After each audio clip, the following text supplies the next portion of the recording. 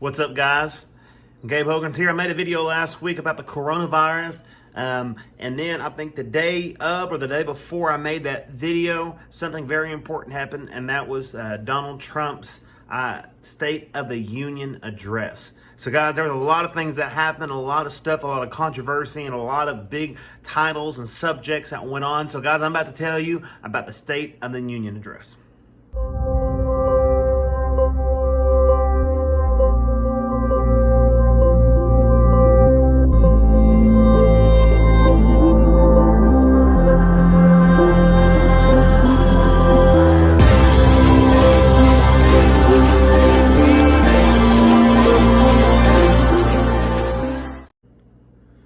A lot of things happened in the last State of the Union address, and obviously I would say that there's never been a more partisan divide.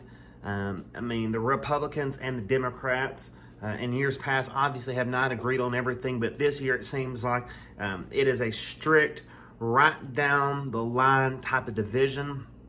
And it is shown, especially within the last State of the Union address. And I have a lot of papers here and interviews and reports that was done. I don't know if I'm going to read them all. But there was a report done by Tyler Olson at Fox News. And there's a lot of stuff he said in this. And one of the things he said, from beginning to end, the tension between Trump and Pelosi was visible, starting with Trump appearing to ignore an offer for a handshake from the speaker. So first off, let me say this. If you watched it, I don't believe that he was ignoring the handshake. He didn't shake Mike Pence's hand either, I believe. He was just giving both of them a copy of the State of the Union address. And she stuck out her hand for one second and pulled it back as if she did something really well and was really trying to maybe offer up an olive branch. But it didn't happen that way. Seconds later, Pelosi broke what is traditional protocol for how presidents are introduced at the State of the Union. Rather than delivering the traditional flowery introduction in which White House speakers say, "Members of Congress, I have the high privilege and distinct honor of presenting to you the President of the United States." He says she opted for a more terse version. Instead, she said, "Members of Congress, the President of the United States." In my opinion, that was blatant disrespect. She didn't care. She was trying to prove a point, and she did. The point is not what she was trying to make. The point that she sent and came across is that the Democrats are a bunch of spoiled brats, and they don't like that. They don't like the fact that they're not getting their way. Another thing he said is that during Trump's speech, Pelosi could occasionally be seen shaking her head or shrugging as Trump spoke. One particular noticeable shrug from Pelosi came as Trump said, "We must always remember our job is to put America first." And this, Pelosi, let me go ahead and tell you that Donald Trump has put America first, and that's why America is in the best growth it's been in a decade to 2 decades. I mean, he has done more. He has fought for prayer in schools. He has fought for Christian values. And if you don't like the way that he's mean, or you don't like the way that he has attitude, all I can say is you need to grow up.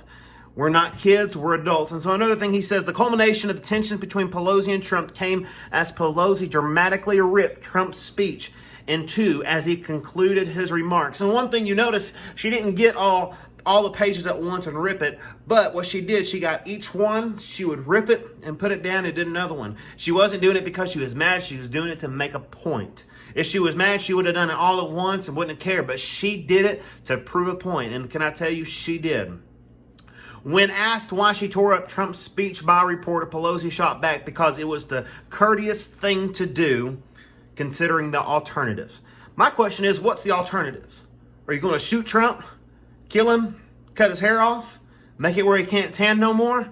I don't know what she's going to do, but I want to know what the alternatives was, because it sounds threatening to me. It sounds like the Speaker of the House, the Democratic Speaker of the House, is making threats, that this was the best alternative, the best choice.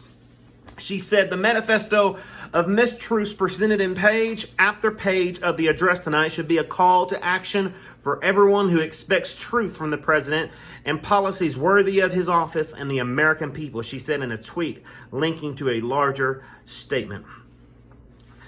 Trump hit back at Pelosi's actions Tuesday, retweeting a post from the White House that noted some of the president's high-profile guests, including a Tuskegee I said that wrong, airmen and a child who survived being born at 21 weeks were in contents of the speech Pelosi tore.